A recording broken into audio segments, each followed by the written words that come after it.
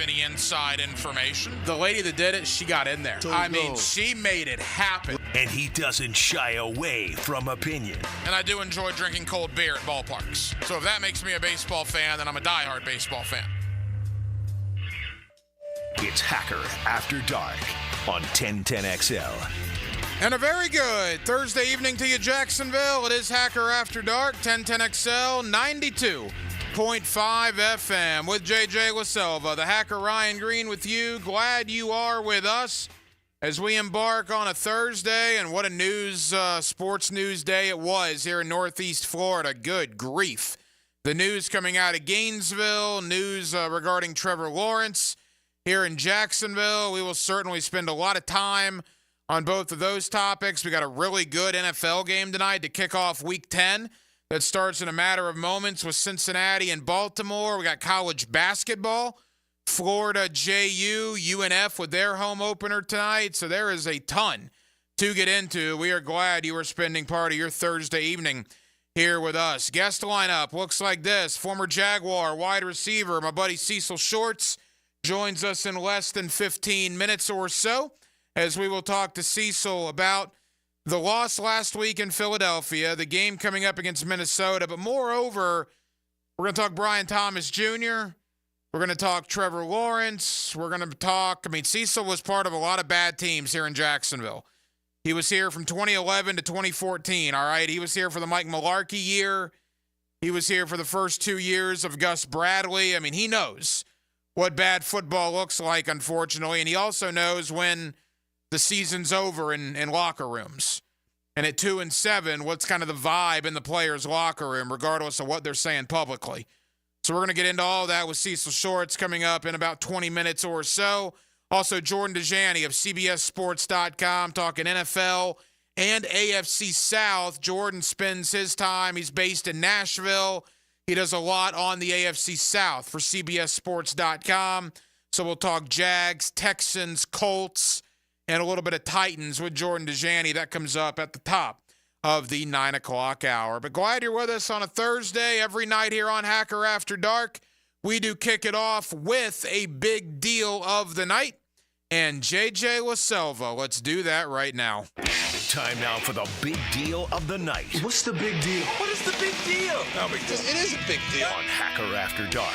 Two big deals of the night. One with the Florida Gators, the other with the Jacksonville Jaguars. Let's begin in Gainesville with the news that came out earlier this afternoon, a social media post put out by Florida Athletic Director Scott Strickland that all but assured Billy Napier will be the head coach at the University of Florida in 2025. Reaction was swift, reaction was sudden, and the reaction I got was sort of a mixed bag, but a majority of the reaction I got was in the negative. Let me give you my thoughts. Did Billy earn 2025? I don't know that yet, but I can tell you this. Losing to Miami in the fashion that they did, losing to Texas A&M in the fashion that they did, everybody wanting him fired the Sunday after the A&M game, it would have been remarkably easy for all parties involved to check out. Coaching staff, administration, and more importantly, the players. Why are we listening to this guy? Why are we listening to this staff? My best friend's telling me this. My parents are telling me that. Billy's going to be gone. Maybe I'll go look in the transfer portal, find greener pastures elsewhere in the day in which we live in college football. Man, that would have been easy. To just absolutely go in the toilet at 1-2. That would have been the easy thing to do. But to Billy Napier's credit, he kept that team together. Now, I don't know what that means to you. Maybe it doesn't mean anything. Maybe the only thing that means, a success for you is wins and losses, and that's fair. Because at the end of the day, that's what it ultimately comes down to. That's the measuring stick, wins and losses. But I was impressed, to be honest, that this team stayed together in the fashion that they did. They go on the road and they beat Mississippi State by 17. They come home and absolutely wipe the floor with UCF. And be honest to yourself. How many of you thought UCF was going to go into Gainesville and win? Because I know a lot of you did. They go to Knoxville and probably outplay Tennessee. That one hurt. But again, if I tell you after A&M that Florida's going to go to overtime with the number 7 team in the land on Saturday night in Neyland Stadium, you would have laughed in my face. They did that. They hadn't beaten Kentucky in 3 years. They come home and destroy Kentucky by 4 touchdowns. And then DJ Lagway gets hurt when Florida's beating Georgia in the second quarter. And if I tell you from that point forward with 5 minutes to go with a third-string quarterback who has never played legit college football and was a transfer from Yale, that Florida is 20-20 with the Georgia Bulldogs with 5 minutes to go, again, you would have laughed in my face. Admittedly, wins and losses are the measuring stick. That's what it comes down to. But you got to give credit where it's due. If we're going to kill Napier when it's bad, in the interest of fairness, I'm going to give him credit for keeping this team together, going 3-2 in the last 5 amidst ridiculous injuries. They're 4 losses this year, all 4 losses, I believe, are to top 10 teams. Miami, Tennessee, Georgia, and Texas A&M. I believe all 4 of those teams are in the top 10 or top 12 in America right now. Now, they play Texas, they play LSU, they play Ole Miss. I don't know. Things could go sour quick again. I don't expect them to. Do I expect them to win these games? Probably not. And look, if it's 48-3 in Austin, we're going to be having a different conversation on Monday. But for the here and now, if you go to Austin and you put up a good fight against the number, 12, 13 ranked Texas Longhorns on their home field, and let's say you lose the game 37-21 with a third-string quarterback, and come on, man. What are your realistic expectations for Florida to do with a third-string quarterback? I don't care what team it is. Ohio State, Oregon, Georgia, you name them. Any team, Miami, you name them. Take the top 2 quarterbacks off the depth chart and put the third-string guy in.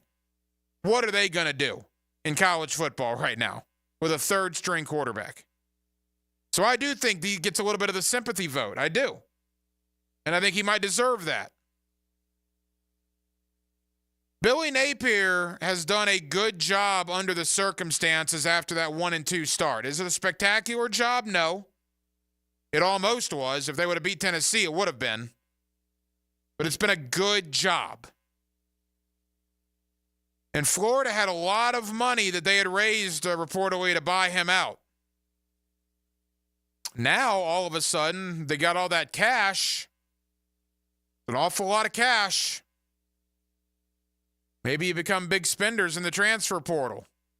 Maybe you go find a Cam Ward. Just not a quarterback, obviously. They got Lagway, but you get my point. Maybe you go find the next big thing at wide receiver or defensive end. You go get your Jermaine Johnson. You go get your Jared Verse.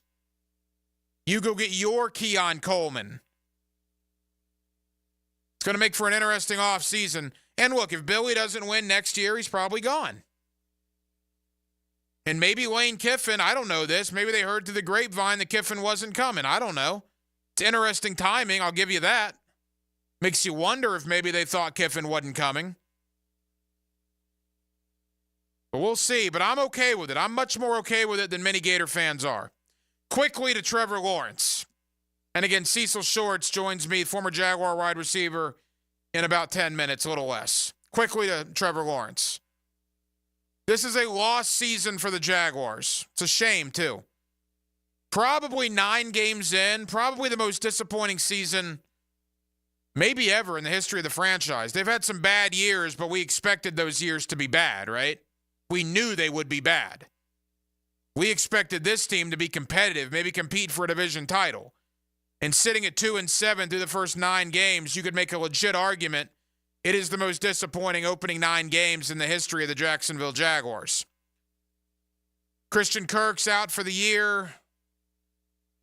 Gabe Davis has been banged up. ETN's been banged up. And now Trevor Lawrence is banged up. Interestingly, Trevor finished the game last week after that shot to the shoulder. And now, all of a sudden, he's got shoulder soreness. They go out and they sign C.J. Beathard this week. And now, reportedly, it's likely Trevor will not play against Minnesota. It's a lost season. Look, if the Jaguars were 6-3 or 5-4, and they're battling for a division or they're battling for playoff positioning, maybe you throw Trevor out there at 75%. At 2-7, why risk it? At 2-7, what are you really playing for at this point except pride? Now, Doug Peterson's coaching for his job, right? Trent Baalke, I would hope, is doing everything he can in his power for his job. But from a player standpoint, again, they can say all the right things publicly. A lot of it's about pride at this point. But having said that, if your franchise quarterback's got a bum shoulder, again, at 6-3, it's a different conversation. At 2-7, why risk anything? Why risk anything? And with that logic, that sentiment will continue, right? If they lose to Minnesota and they're 2-8, and he's still got a bum shoulder, why would you put him out there against Detroit a week from Sunday? And continuing with that logic, if they lose to Detroit and they're 2-9, why would you put him out there against Houston after the bye if the shoulder is not 100%? If it's 100%, he needs to play. But there's been reports out there that potentially surgery, which would be season-ending. If there's any thought of that, why play him at 2-7? If there's any thought of it. Again, right now it appears to be day-to-day. But the thought is out there that, again, that word potentially could have to have shoulder surgery, which would be season-ending. A lost season for the Jaguars, and it sucks. Most disappointing opening 9 games maybe in franchise history, and that sucks. But would suck even more is if you play a 75% Trevor Lawrence and then something really bad happens to that shoulder in what are quickly becoming meaningless games at 2-7. To me, you sit him as long as it takes to get him 100%. As long as it takes.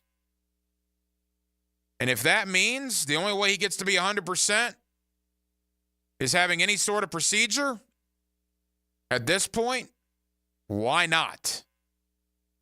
Why not? After this 2-7 start.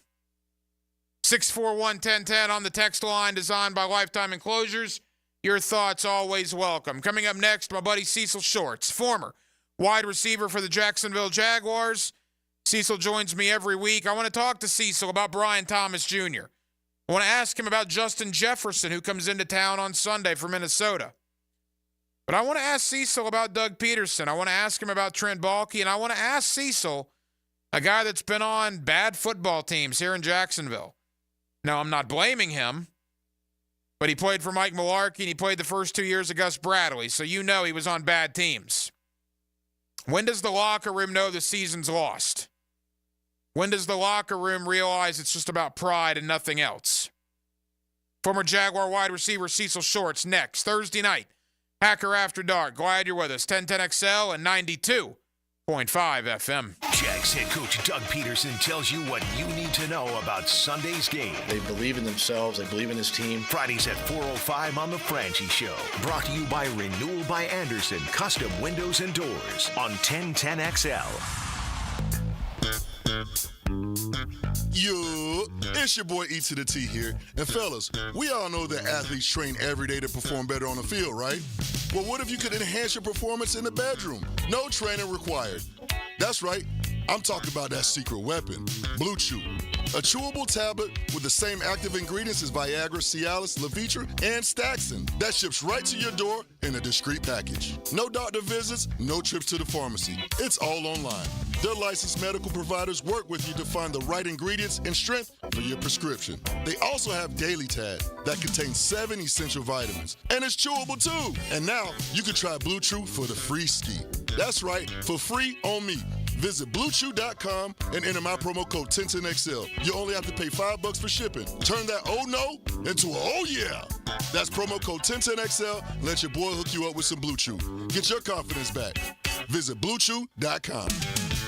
Baloo here for Smoonez Vision. Why Smoonez Vision? Well, I've been with Dr. Neil Smoonez now since I got back to Jacksonville in 2006. 37 years of experience he has. Smoonez Vision is a family organization that focuses on personal high-quality medical and surgical eye care. Dr. Catherine Smoonez is fellowship-trained in cornea and cataract surgery and all refractive surgery. Combined, that's 30 years plus in laser eye surgery. Visit SmoonezVision.com today. Care you can see. This Date in Sports History is brought to you by Southeast Orthopedic Specialists. On November 7, 2009, Basketball Hall of Fame coach Jerry Sloan becomes the first coach in NBA history with 1,000 wins for one team after defeating the Oklahoma City Thunder. If you are an experienced electrician looking for your next big opportunity, look no further than the Miller Electric Company, a trusted name in the industry for over 96 years. At Miller Electric, we tackle the biggest projects in the city, offering you the chance to showcase your skills on a grand scale. We believe in rewarding hard work with the best pay, top-notch benefits, and an unbeatable culture where people actually care about each other. Take your career to new heights with Miller Electric Company. Apply today at millercareers.com. Miller Electric, an equal opportunity employer. Bueller Air and Plumbing presents Are You Cool? Our first contestant, a stay-at-home gymnast from Jacksonville, Florida, it's Gwendolyn Pierce. Thank you, Monty. I don't know who installed my air conditioner, but it hasn't had a tune-up in over 3 years. Am I cool? Let's ask our expert judging panel. Judges? I'm sorry, Gwendolyn. You're not cool. Johnny, tell her why. That's right. To keep your air conditioner performing at its best, you need a skilled technician to check your pressures, voltages, and air filters in the fall and the spring. At Bueller Air and Plumbing, our club members get 2 free visits a year to make sure that you are cool. Can you tell me if my haircut is sexy? You're better off not asking. Stay cooler with Bueller. Visit BuellerAir.com. It's a game 80 years in the making. Join us for Thursday Night Football as we celebrate the 80th birthday of the Tax Slayer Gator Bowl game. The SEC and ACC face off January 2nd at 7:30 on Bill Gay grounds at Everbank Stadium. Don't miss college football pageantry on display as we celebrate our 80th anniversary. Tickets and hospitality packages are on sale now at TaxSlayerGatorBowl.com. Get yours today. Are you looking for a place to outfit your truck or van? It's Catlin Truck Accessories. For 105 years and 4 generations, Catlin is the name you can count on. This is Keith Catlin, and we know trucks and vans too, from Lear toppers, ladder racks, van shelving, strobe lighting, roll and lock bed covers, and everything in between. If you want quality product and great customer service, there's only one name. It's Catlin. Who can you count on? Count on Catlin. For 105 years, you can count on Catlin. Wow, John, my Clearwater sprinkler system looks great. All right, Frank, let's go ahead and program your Rainbird timer. How many minutes do you want the zones to run? John, I think we run from the front 20, the sides 15, the back 10, the garden 5. Clearwater scores! Well, that's a first, Frank, but you're the boss. Clearwater Irrigation. We can't sing a lick, but we sure are good at sprinklers. And drainage to ClearwaterJacks.com. I'm Jeff Middlecoff with Trustline Mortgage. My business partners, Alan Tyre, Bill Pappas, and Ken Rimley, have been helping first-time homebuyers with their mortgage financing all over Florida for 34 years. First-time homebuyers can get no or low down payments, anywhere from 0 to 3.5% down. As a first-time homebuyer with Trustline Mortgage, you get added benefits for doing your loan with us, like lower rates on your mortgage insurance and lower closing costs. Oh, and did I forget to mention that Trustline gives first-time homebuyers better mortgage interest rates? Here's the bottom line. Trustline Mortgage wants to help first-time first-time homebuyers accomplish your goal of home ownership. That's why Trustline Mortgage is offering the best first-time homebuyer benefits around, period. Trustline Mortgage delivers with no and low down payments, lower closing costs, and better interest rates. Call Trustline Mortgage today at 381-LOAN. Yes, 381-LOAN to find out how we can help you buy your dream home. Or visit our website at trustlinemortgage.com. Trust your instincts and follow the line to Trustline Mortgage. Certain restrictions apply. See office for details. Trustline is an equal housing opportunity. MLS number 331480. 1010XL is presented by Farah and Farah, exclusive injury law firm of the Jacksonville Jaguars. Protecting you and your family. Call 396-5555. Jacksonville. Now, another great guest on the Garber Auto Mall phone line. Hello. We can wiggle it. Back here on 1010XL and 92.5 FM in the city of Jacksonville, we are glad you are with us. The Jaguars and the Vikings, Sunday, 1 o'clock. Of course, you'll hear the game right here on 1010XL Radio. The Jaguars are 2-7 and arguably one of, if not the most disappointing teams in the National Football League. Let's talk to a man that played right here in Jacksonville, part of a 7-year NFL career. You get him every week here on Hacker After Dark. That's my buddy, former Jaguar wide receiver, Cecil Short. Cecil, how you doing, man? I'm decent, man. How about you, RG? Cecil, we're as good as can be at 2-7, and there's a lot of aspects I want to talk to you about, but I kid because I care, and, you know, we jokingly talk about your time here in Jacksonville. It wasn't exactly fruitful years for the organization, the 4 years that you were here.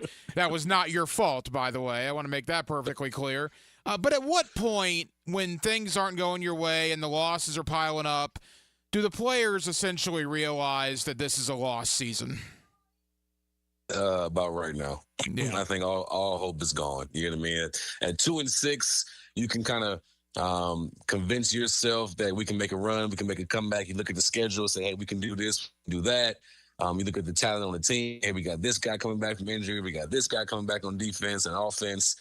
But when you go out there and you turn the ball over like you did and you put yourself way behind, and then guys are jumping backwards over you, it just hits a point where it's like, all right, you know, this is not going to be the year we thought it would be, right? Doesn't mean you don't play hard.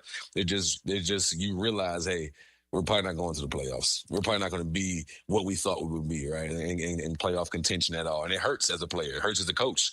Because now it's the hard part. How do you finish off this season in a positive way? Like, how do you continue to fight, right? It's going to be big for Doug Peterson, in my opinion, to keep his job. Because now the last, 6-7 games is going to be dependent on if these guys go out there and play hard for him, right? They go out there and play hard for each other. So it's definitely a hard thing to deal with and process as you go about the season. Understanding you're not in that locker room, but we love having you on because of the perspective you have as a former player and obviously a former Jaguar.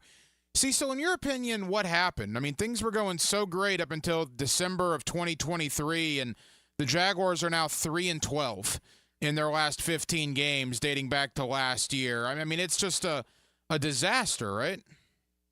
It's been terrible. It's been terrible. And you said it to kind of start off the show. It's probably the most disappointing team coming into the NFL this season for sure. In my eyes, you were a playoff contender. And then once you get in the playoffs, anything can happen from there, right? I think in most people's eyes, when you made the moves you made, and you went out and got Eric Armstead, and you went out and got different pieces on the offensive line, and you went out and you drafted this guy and paid this guy, and you were in a position to fight for the AFC South. You were in position to fight for the playoffs for sure.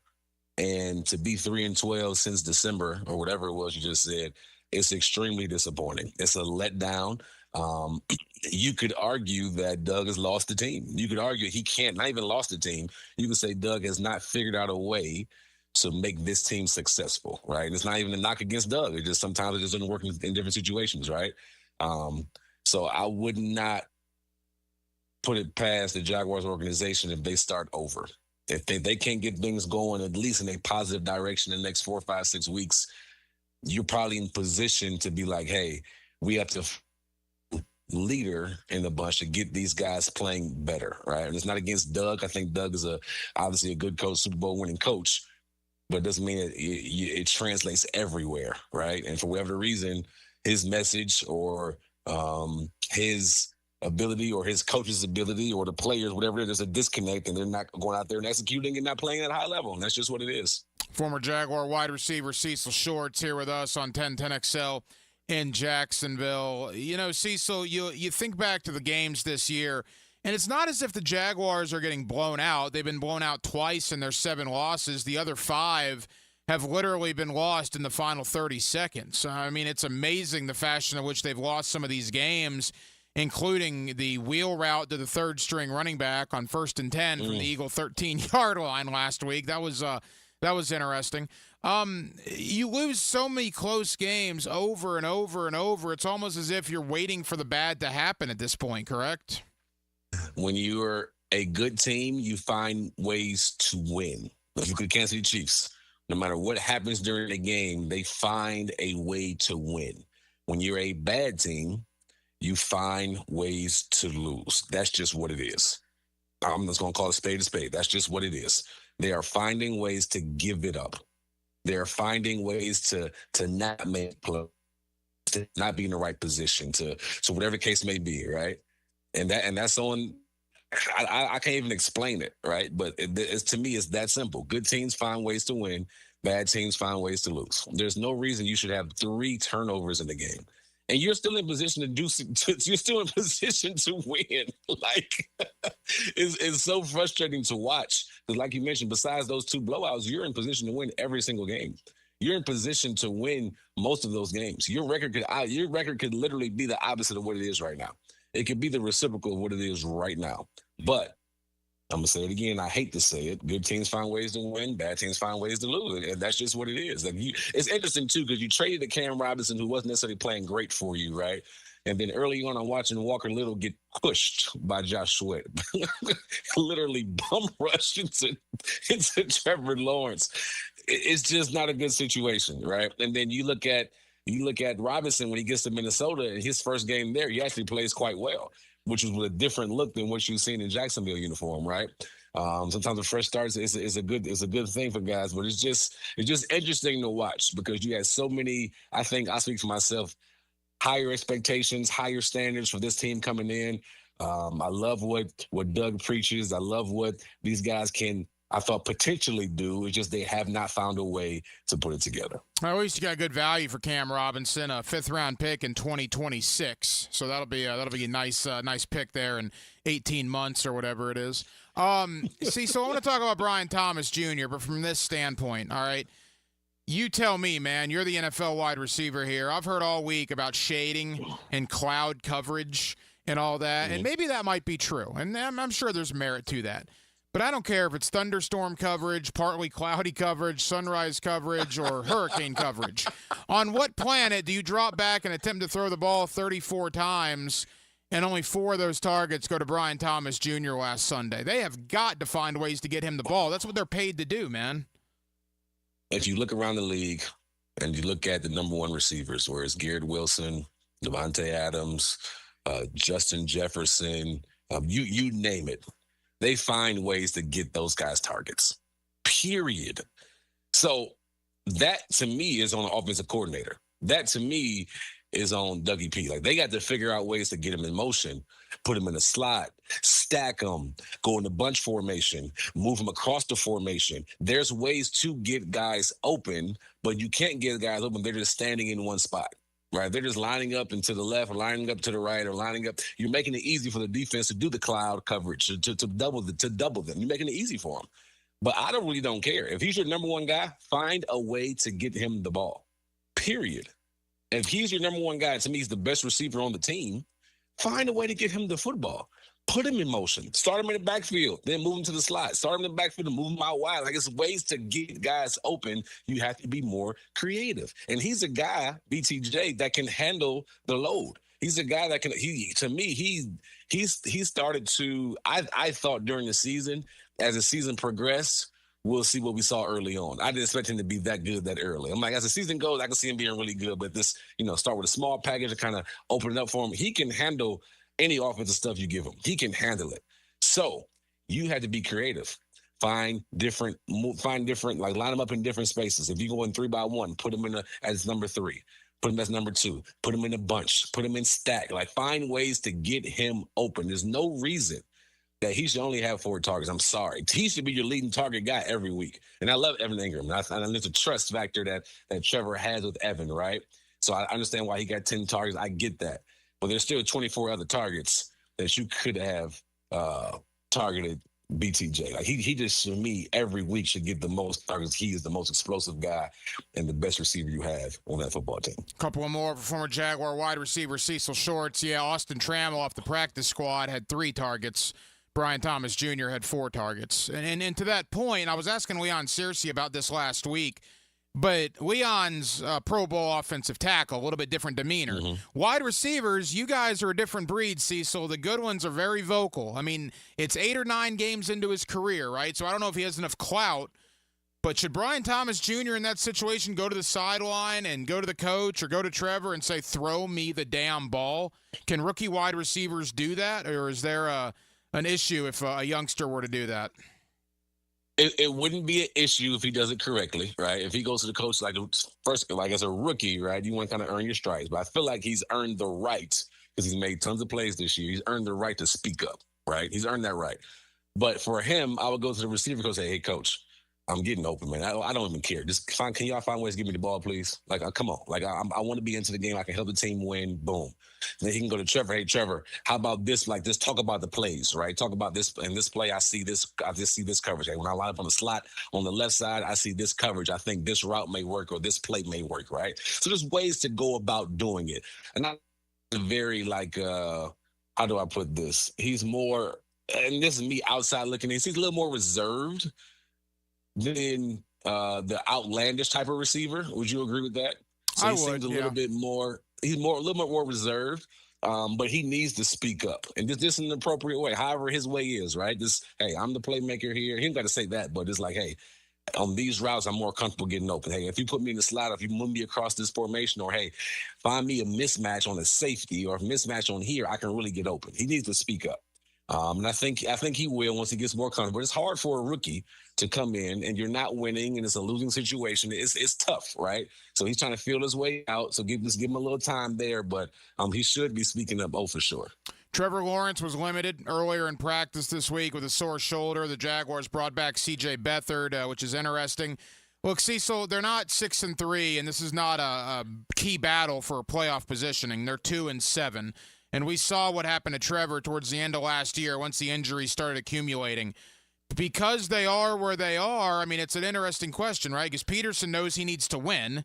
Balky knows he needs to win. They're obviously on the hot seat, but you got a quarterback that's been limited with his shoulder. In a perfect world, you might like to sit him out, but if you were going for a playoff spot, I get it. He needs to play. The Jaguars aren't in that position, so how do you handle that on Sunday? If he can play, he needs to play.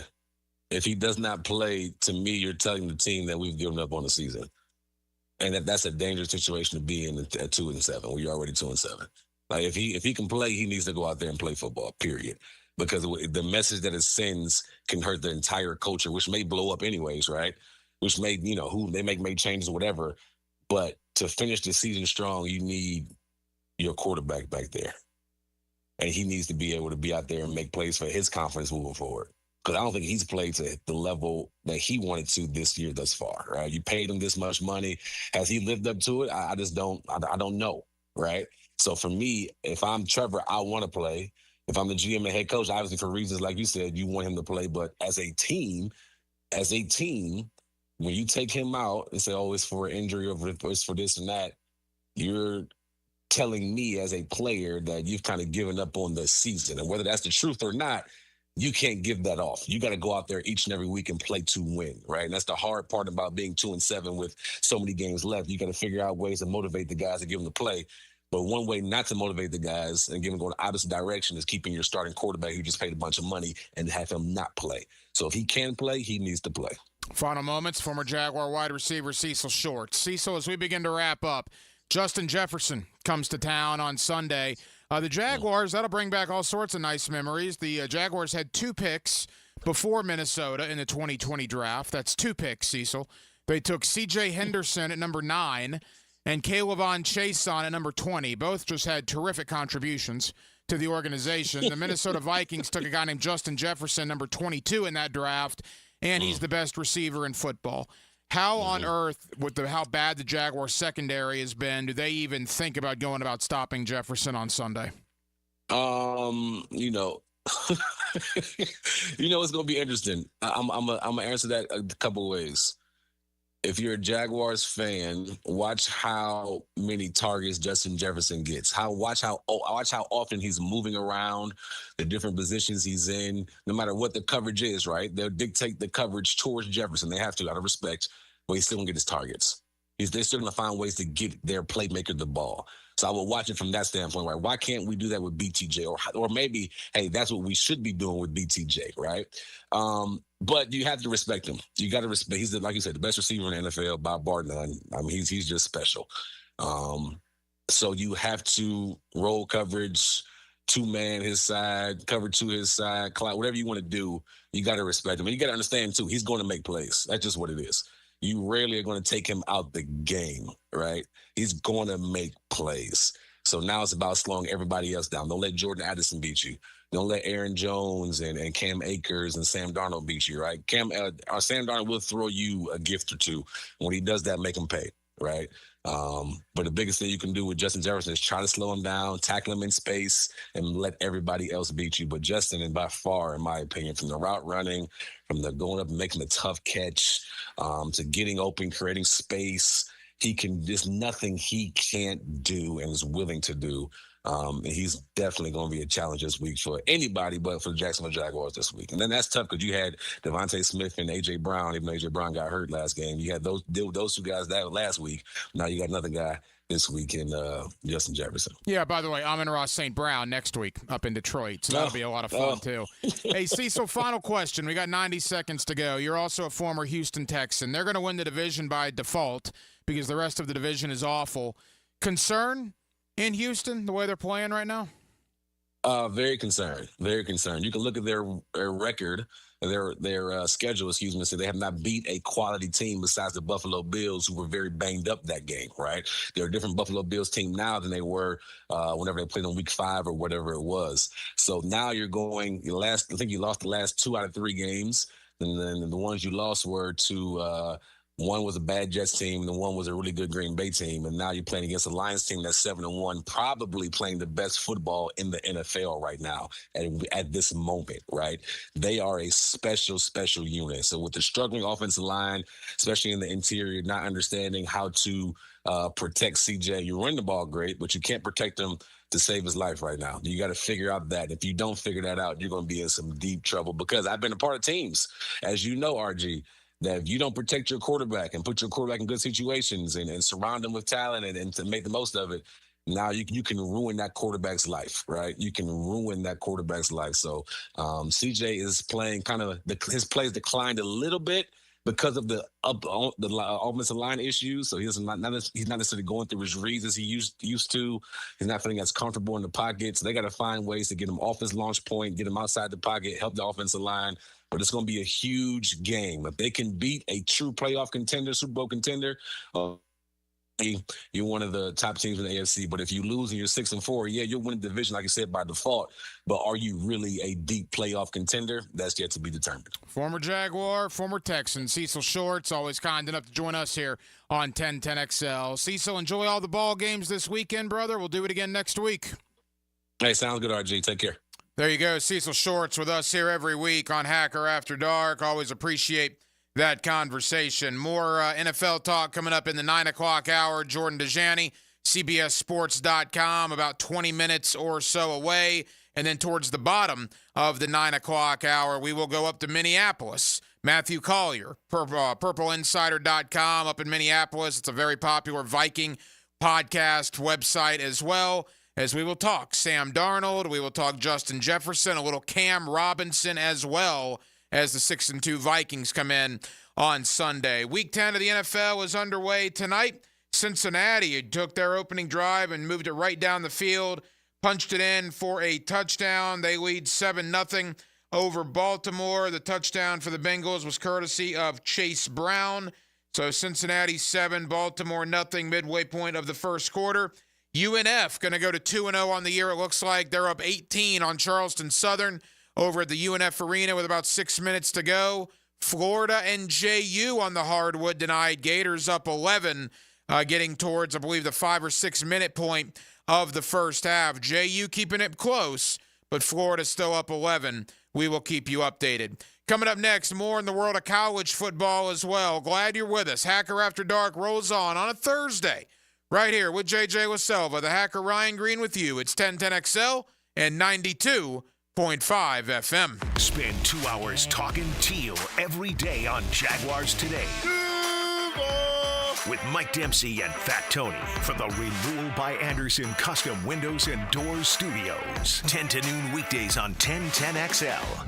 I'm here with Danny Van Sickle, Director of the Electrical Training Alliance. Danny, tell me about your program. Hey, Rick, we're a 5-year electrical apprenticeship. Our students start out making over $40,000 a year, and right now graduate making over $90,000 a year, including benefits. There is no tuition or no student debt. You just have to apply and get accepted. Did you say no tuition and no student debt? You heard that right, Rick. Once you're accepted to the program, your only cost are the books and the course fees. About $800 a year. That sounds like an amazing opportunity. How can I learn more? Just go to etajax.org, and you can apply there. Apply by November 7th. Attention! If you owe money to the IRS, this is an urgent message. The IRS is cracking down by sending out heart-stopping letters, aggressively garnishing paychecks, seizing bank accounts, and putting liens on homes and businesses. They call it enforced compliance, and you better watch out because penalties and interest on unpaid taxes compound daily, making it seem impossible to ever get out of debt. Don't let the tax debt destroy your life. You need to call Optima Tax Relief, the #1 tax resolution firm. They're experts in the Fresh Start Initiative, one of the biggest breaks that the IRS has ever offered. If you qualify, you could save thousands. Optima's resolved over $1 billion of tax debt for their clients. A+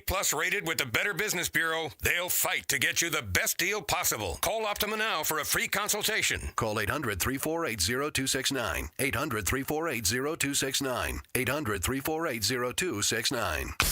Optima Tax Relief. Some restrictions apply. For complete details, please visit OptimaTaxRelief.com. Have you tried golfing at the improved Cimarron Golf Club? If you haven't, tell you what, you're missing out on the best deal in Jacksonville. Now, many of you have received a postcard in the mail, and of course, if you bring that with you, $45 plus tax to play. That includes a cart lunch and a beer at the brand new Stone Barrel Tap House. Now, go to the website, that is CimarronGolfClub.com, and sign up for the Wild One Loyalty Program. That's the Wild One Loyalty Program, and get all of these specials emailed to you from Cimarron. David Garrard could really spin it on the field. Garrard fires. Now he's spinning stories on Jaguars Today. Okay, yeah. Brought to you by WaterboyJax.com. Mondays, 10 to noon on 1010XL. Hey, Jacksonville, I'm sure by now you've seen our bright green GFL trucks and containers throughout the greater Jacksonville area. We are an industry leader in solid waste and would love the opportunity to earn your business. We are committed to customer service, reliability, and have unwavering focus on safety. Whether commercial or construction, let us haul your waste away. Call 904-760-5880 to get a quote today. GFL, green for life. Come on, admit it. Almost everyone you know seems to be playing pickleball now, right? So whether you just want to learn how to play or you're ready to show off your elite pickleball skills, the Y is the place for you. Visit our brand new McGuire Family Pickleball Center at the Brown Family YMCA in Ponte Vedra Beach. 5 top-quality outdoor courts and 3 amazing indoor courts where you can learn about dinks, dill ball, falafel, the kitchen, and more pickleball slang at the Y. At Fair and Farah, no matter if you're working on a case worth $5,000 or a case worth $5 million, you give that case the attention it deserves. Because to the client, that's their big case. Farah and Farah, here for you, here for good, Jacksonville. Here's your 1010XL First Coast Community Calendar. Thousands of people in Duval County suffer from Alzheimer's. To join the Walk to End Alzheimer's at UNF, November 9th, visit alz.org/Jacksonville Walk. You can make a difference in the lives of people living with lung cancer. To join the American Lung Association at the Lung Force Walk at UNF November 16th, log on to lungforce.org/Jacksonville. The Farm Share Thanksgiving Distribution Drive-Thru event is Saturday, November 23rd at the FSCJ downtown campus, starting at 8:30 a.m. until the food runs out. Call 328-6158. There's a critical need for all blood types. Please consider donating to a local blood donation center. The Tom Coughlin J Fund helps families battling childhood cancer, and there are ways you can help. Go to tcjfund.org. You can find out how to share your community event at 1010XL.com. This is David with Royal Pest Services. Join us Friday, November 15th from 12 to 2 with Helmets and Heels at Tony D's for our customer appreciation. And there'll be free slices for you guys. Tony, you've been down here long enough. It's y'all. 1010XL is presented by Farah & Farah, exclusive injury law firm of the Jacksonville Jaguars. Protecting you and your family. Call 396-5555. Jacksonville. Hacker After Dark on 1010XL. Week 10 National Football League underway. Cincinnati a 7-0 lead over Baltimore. 3 minutes to go in the first quarter. How about this stat line? Joe Burrow has thrown the ball 17 times already tonight, and they've played 12 minutes of football. Burrow 9 of 17 for 93 yards. The touchdown was a 1-yard plunge by running back Chase Brown. Cincinnati 4-5, Baltimore 6-3. This is obviously a huge one for the Bengals if they want to keep their division title hopes alive. 7-0 Cincinnati over Baltimore late in the first quarter. More on the Jaguars, more on the AFC South coming up in about 15 minutes. Jordan Dejani, CBSSports.com, will join me here on Hacker After Dark. Quickly to the world of college football. Boy, a good week of college football. We talked about this briefly last night.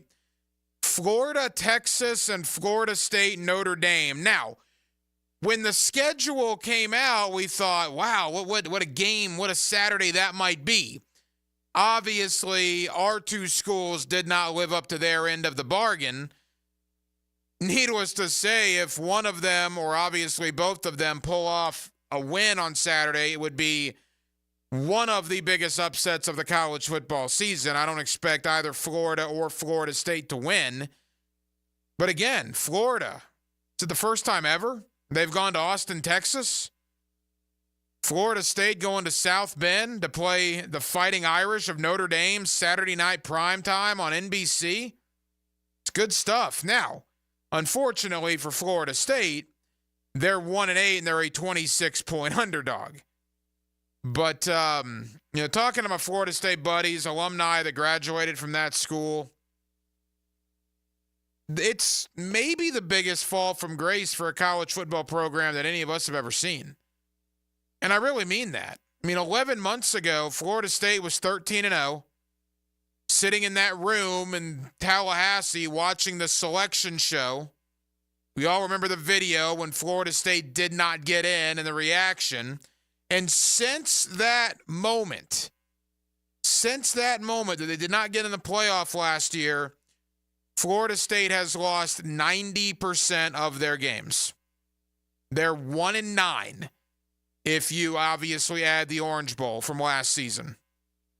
Crazy the fall from grace.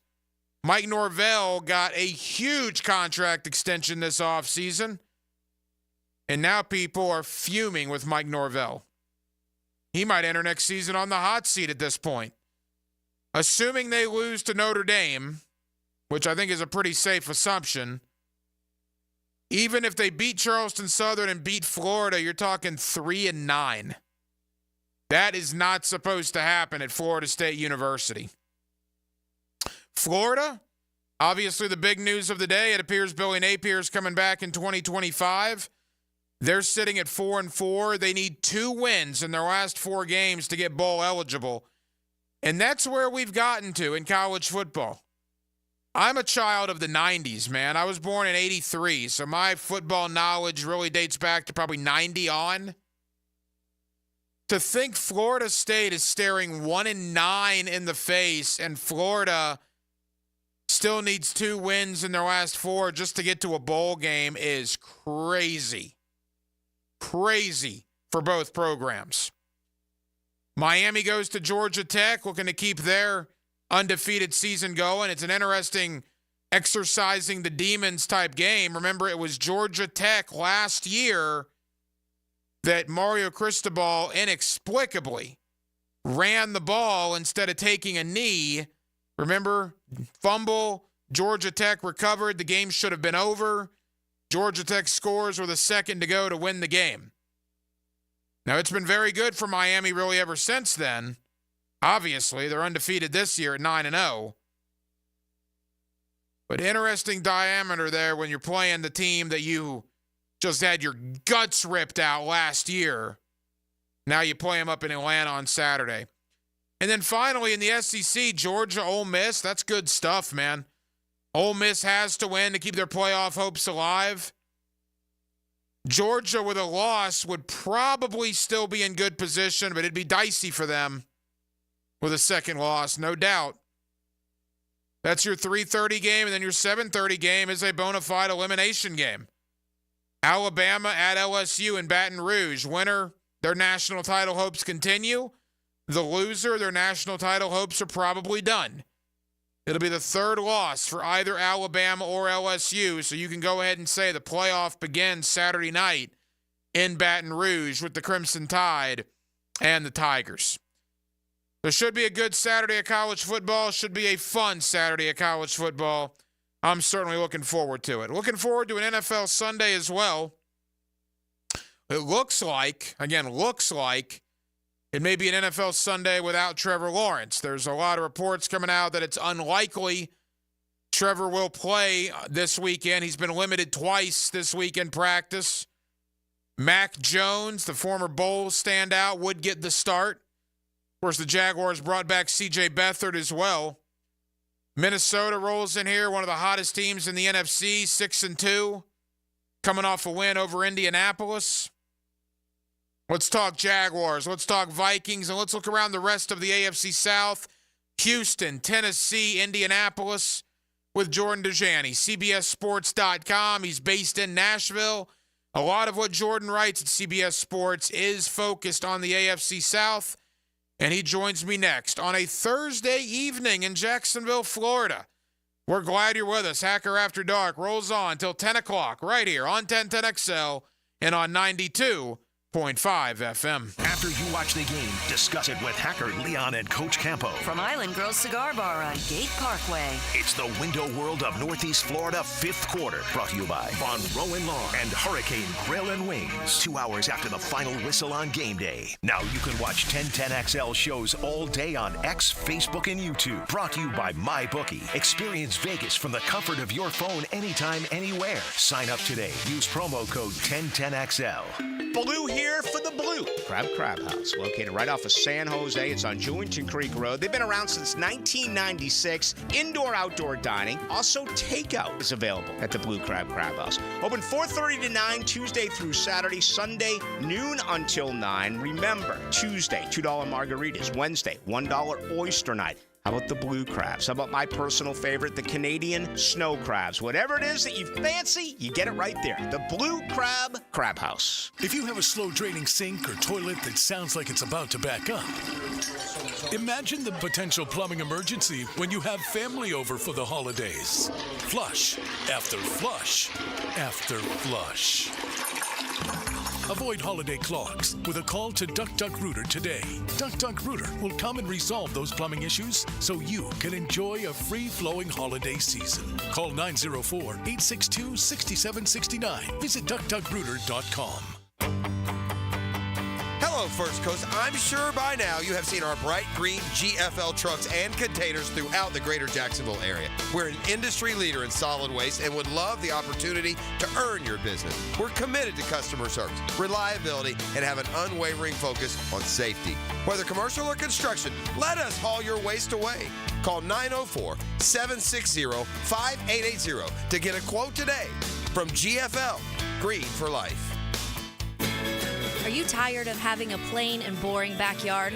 Really want to impress your family and friends this year? Then stop by Stone Core on Phillips Highway. Imagine hosting guests at your new outdoor kitchen, relaxing by your custom-built fireplace under a brand new pergola. Stone Core can also remodel your old pool deck and beautiful new pavers. Make your backyard wishes a reality. Visit Stone Core on Phillips Highway and let's get started at stonecore.co. We do outdoors better. Home of the Jaguars. WJXL AM Jacksonville Beach. WJXL FM Jacksonville Beach. Southeast Orthopedic Specialist is now offering ortho walk-in appointments. If you have an immediate need for orthopedic care, contact Southeast Orthopedic Specialist immediately. Avoid ERs and urgent care waiting rooms. For more information, go to se-ortho.com.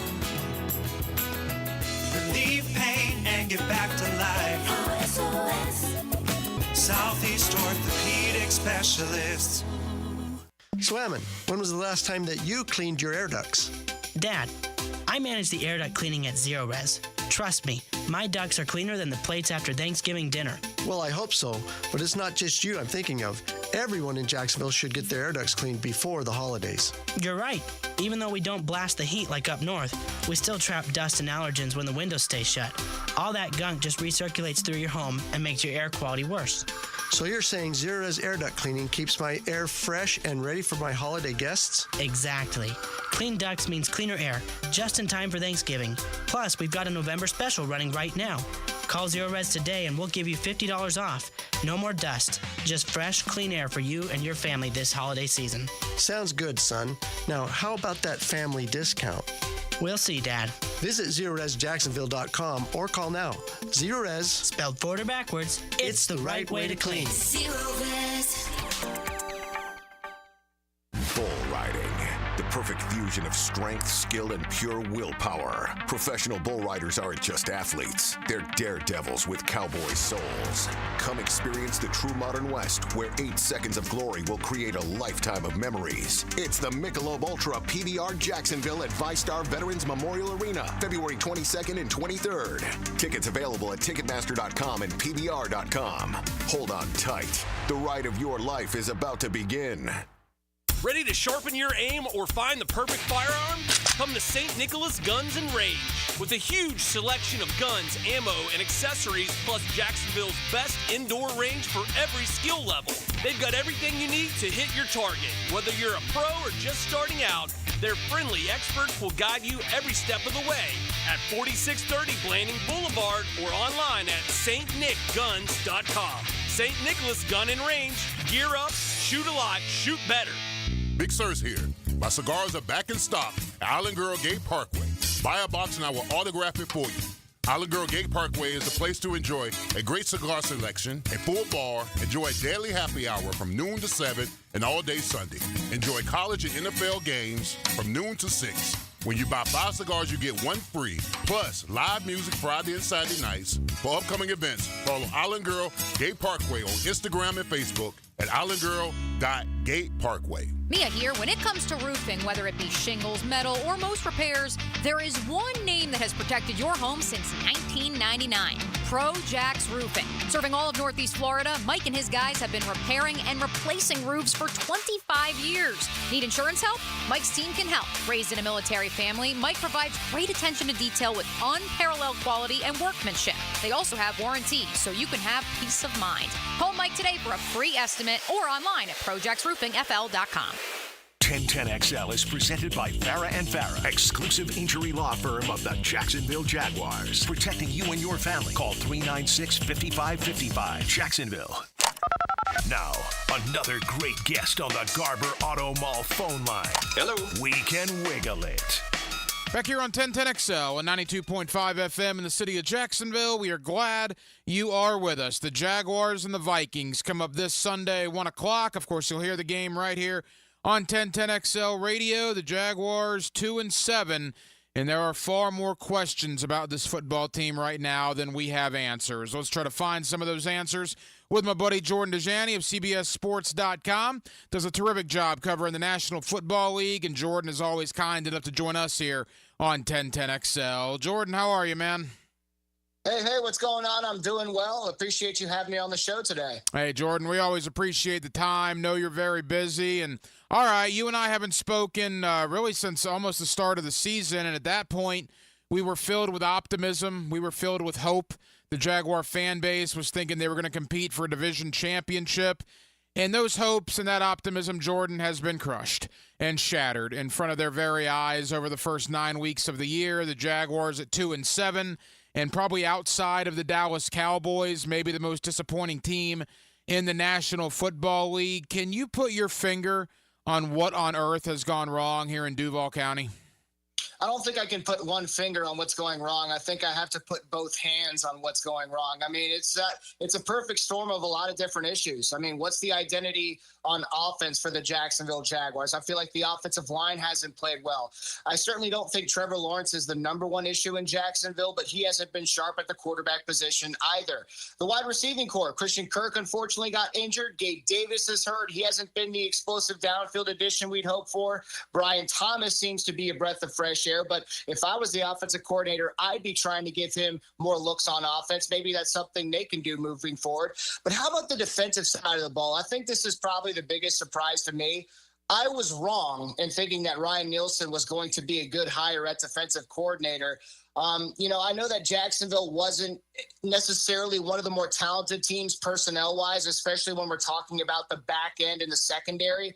But this team has been really, really bad on defense. And I thought that Ryan Nielsen was going to be someone who could improve this unit. So there's a lot of issues that Jacksonville is dealing with, and that's why they've been one of the most disappointing teams in the NFL this season. There's a lot of branches to go with the Jaguars, a lot of opinions I want to get from you. First and foremost, Trevor Lawrence signed that big contract this offseason. Jordan, I don't think he's been terrible, but I also don't think he's been good. And when you sign a contract like that, you need to be good. And Trevor, to me, has not to this point. What are your thoughts there? Yeah, I'm sitting here in Tennessee, and if you wanted to give me Trevor Lawrence as my franchise quarterback, I'd probably take it right now, even at that price. Has he lived up to that contract? Of course he hasn't. But again, I'll reiterate that he has not been the number one issue in Jacksonville. And, something that stood out to me was even from week one, he hasn't looked comfortable in this offense. He hasn't looked comfortable with his playmakers as well. The chemistry has been off. And that's something that has just continued week in, week out through the midpoint of the season. So I still think Trevor Lawrence has a lot of potential. I still think that I understand why the Jaguars wanted to get that deal done. You don't want to put yourself in quarterback purgatory. I don't know where I would rank Trevor Lawrence on my QB power rankings, but I do think he has the potential of being that guy. So I can't really rail against the front office giving him that contract. But yes, it's been very unfortunate that he is not playing good ball. Jordan Dejani, CBSSports.com, here with us on 1010XL in Jacksonville. Jordan, there is no doubt General Manager Trent Baalke and head coach Doug Peterson are on hot seats. Shad Khan has been very loyal and very patient over the years, but after that comment went public about this being the best team the Jaguars have ever had, that makes the owner look bad amidst a 2-7 record, and you wonder if that'll cost some people their jobs. Let's begin with Trent Baalke. He has survived through the Urban Meyer era, was able to be here when Doug Peterson arrived. I can't imagine he would survive again, right? I mean, what's your thought on what Baalke has done here in the 4 years he's been on the job? Right. I mean, when we're talking about the general manager and the head coach surviving a really rough start, we have to look at if there's any reason for optimism and if this team can turn it around. And with what I've seen from the Jaguars so far, it's hard to imagine that they can bounce back and make some kind of late season run.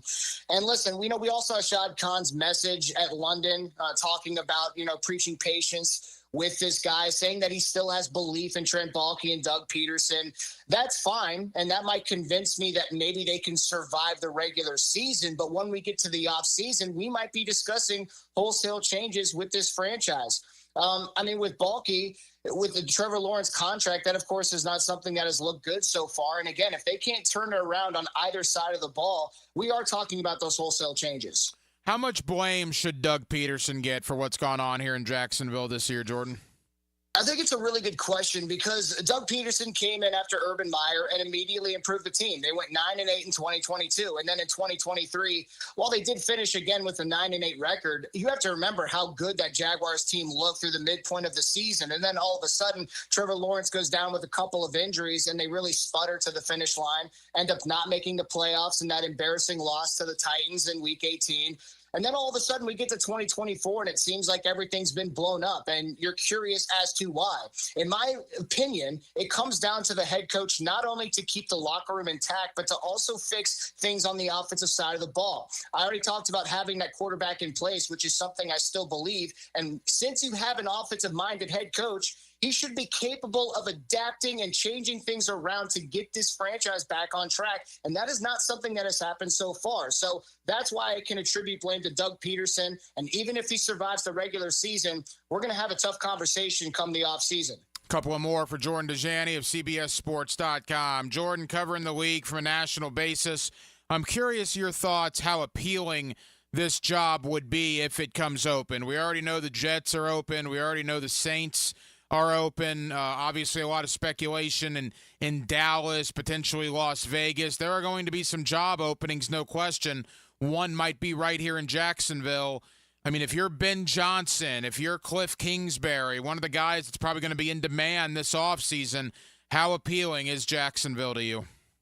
Yeah, I would say relatively appealing. I don't know. I haven't thought about this, so I don't know if I could come out and say they'd be the number one job that prospective head coaches should be after.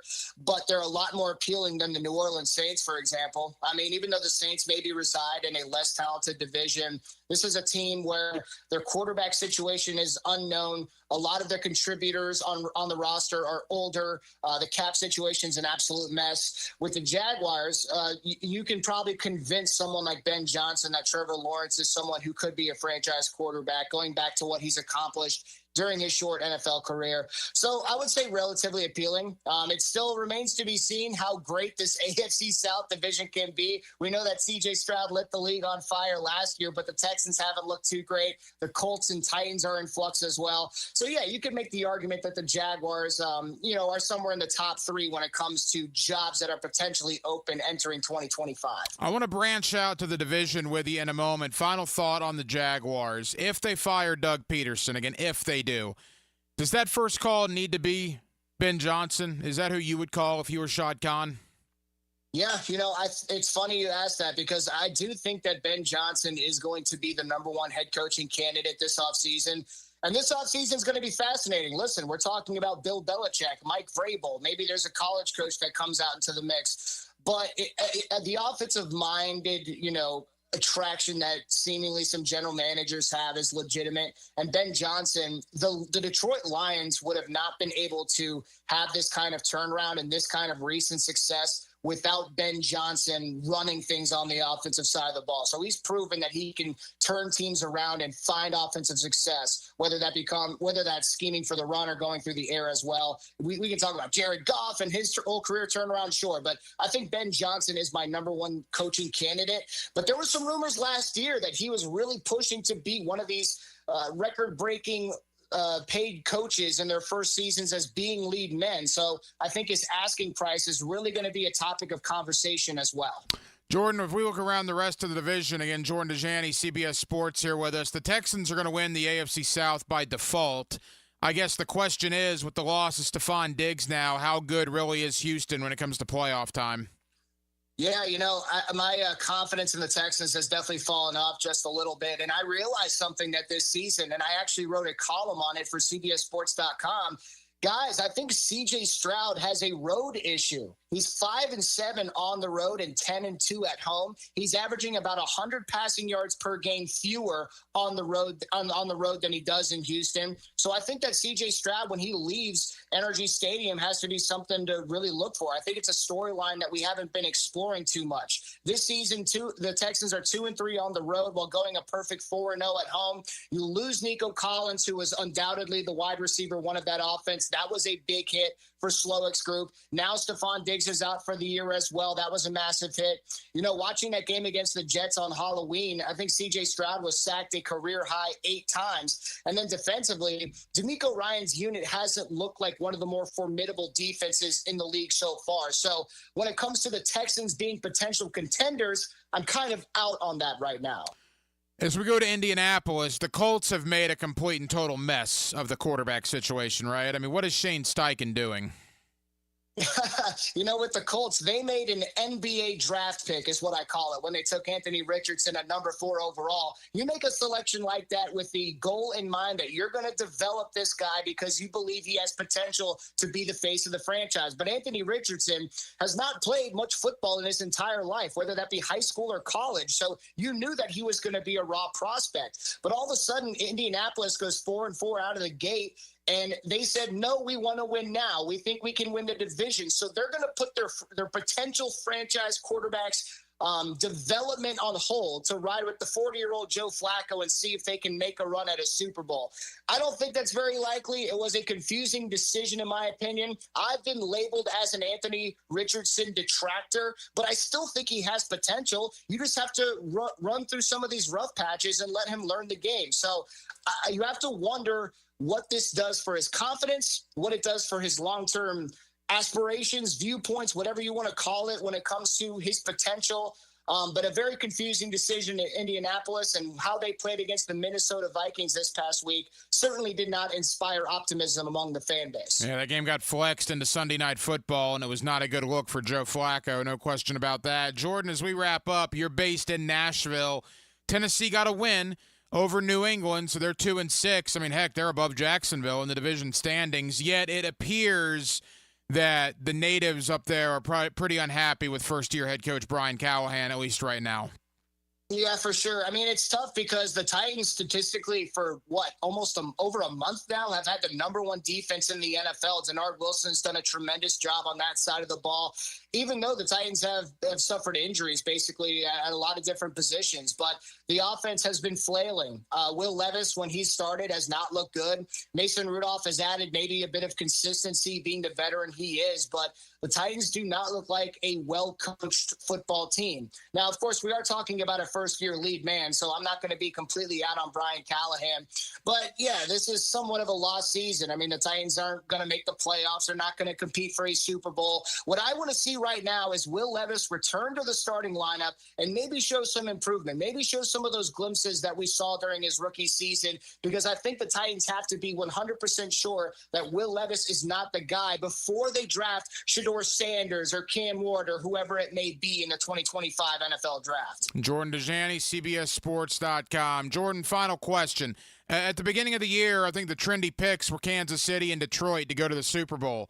Here we are in the early part of November. Those appear to be spot on, right? I mean, Kansas City, Detroit, would you have them as the 2 best in their respective conferences right now? Yep, I believe my Super Bowl pick was the Detroit Lions and Kansas City Chiefs, but I think I had the Chiefs winning that matchup. I've kind of flipped on that outcome.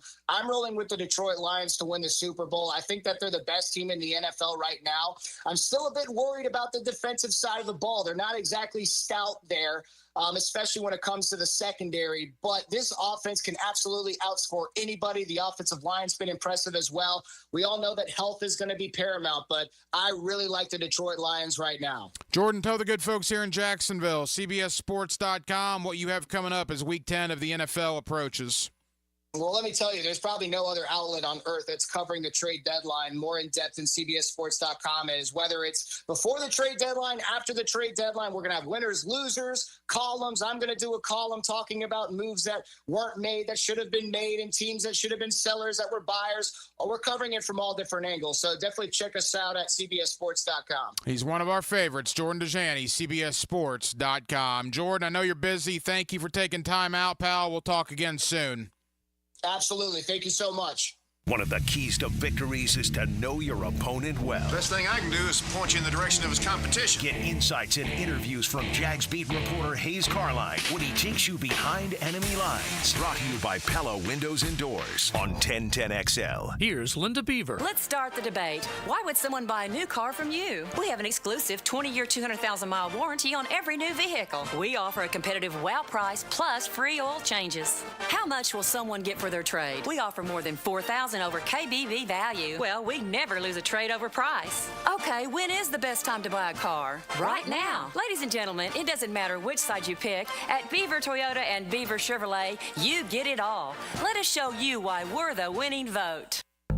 Yo, what's happening, fellas? It's your boy E to the T. Now, I'm going to keep it real. We could all benefit from a little something extra in the bedroom. Blue Chew can help. Now I'm about to tell you how you can get some for free. Blue Chew is an online service that delivers the same active ingredients as Viagra and Cialis, but in a chewable form and at a fraction of the cost. No doctor visits, no waiting in line at the pharmacy. Blue Chew ships right to your door in a discreet package. Not even them nosy neighbors gonna know what's going on. Blue Chew's licensed medical providers work with you to find the right ingredients and strength for your prescription. And did I mention the chewable? Just like popping a Mentos. And they're made right here in the good old US of A. Now you're asking, how do I get my Blue Chew? Visit BlueChew.com and make sure to enter promo code 1010XL at checkout. Try it for free and just pay $5 shipping. Turn that oh no into a oh yeah. That's right. Use promo code 1010XL and let your boy hook you up with some Blue Chew. Get your confidence back. Visit BlueChew.com. Bueller Air and Plumbing presents Are You Cool? Our first contestant, a stay-at-home gymnast from Jacksonville, Florida. It's Gwendolyn Beers. Thank you, Monty. I don't know who installed my air conditioner, but it hasn't had a tune-up in over 3 years. Am I cool? Let's ask our expert judging panel. Judges? I'm sorry, Gwendolyn. You're not cool. Johnny, tell her why. That's right. To keep your air conditioner performing at its best, you need a skilled technician to check your pressures, voltages, and air filters in the fall and the spring. At Bueller Air and Plumbing, our club members get 2 free visits a year to make sure that you are cool. Can you tell me if my haircut is sexy? You're better off not asking. Stay cooler with Bueller. Visit BuellerAir.com. I'm Jeff Middlecoff with Trustline Mortgage. My business partners, Alan Tyre, Bill Pappas, and Ken Rimley, have been helping first-time home buyers with their mortgage financing all over Florida for 34 years. First-time home buyers can get no or low down payments, anywhere from 0 to 3.5% down. As a first-time home buyer with Trustline Mortgage, you get added benefits for doing your loan with us, like lower rates on your mortgage insurance and lower closing costs. Oh, and did I forget to mention that Trustline gives first-time home buyers better mortgage interest rates? Here's the bottom line. Trustline Mortgage wants to help first-time home buyers accomplish your goal of home ownership. That's why Trustline Mortgage is offering the best first-time home buyer benefits around, period. Trustline Mortgage delivers with no and low down payments, lower closing costs, and better interest rates. Call Trustline Mortgage today at 381-LOAN. That's 381-LOAN to find out how we can help you buy your dream home. Or visit our website at TrustlineMortgage.com. Trust your instincts and follow the line to Trustline Mortgage. Certain restrictions apply. See office for details. Trustline is an equal housing opportunity. MLS number 331480. This date in sports history is brought to you by Southeast Orthopedic Specialists. On November 7, 2009, Basketball Hall of Fame coach Jerry Sloan becomes the first coach in NBA history with 1,000 wins for one team after defeating the Oklahoma City Thunder. Time now for a medical recap. A health and wellness tip from Jaguars head team physician Dr. Kevin Kaplan. Your musculoskeletal system carries the body, meaning that it maintains the structure against gravity. If you want your joints to stay healthy and seek the simplest solution, the best answer is to lose weight. Don't forget that the more weight you put onto your joints, the more pressure and stress there is on your hips and knees. This translates to more pain if you're already having issues. Losing weight is the quickest way to alleviate joint pain and boost your joint health. Go Jags. Greenlaw Group is for the insured. If you think you have roof damage, call 904-302-7055 today, and they will schedule you a free roof inspection. Trust their law firm to help you fight your insurance when you need it. These storms can cause damage you may not even see yet. Call Greenlaw Group, 302-7055. There's no cost to retain their law firm and no cost to have your roof inspected. They only get paid if you win. Greenlaw Group, for the insured. store. If you're searching for a new fence installation, challenge yourself to find a fence company with more positive online reviews than Superior Fence and Rail. With over 3,000 reviews and a 4.9 out of 5 review range, Superior Fence and Rail is, well, superior. So take the online challenge or let their professional team show you what superior service looks like. Superior Fence and Rail, where quality matters. SuperiorFenceandRail.com. Former Jaguars corner and first-year head football coach at Duval Charter School at Bay Meadows, K-12, Aaron Beasley here. Are you looking for an A-rated K-12 school prioritizing academics, arts, and athletics?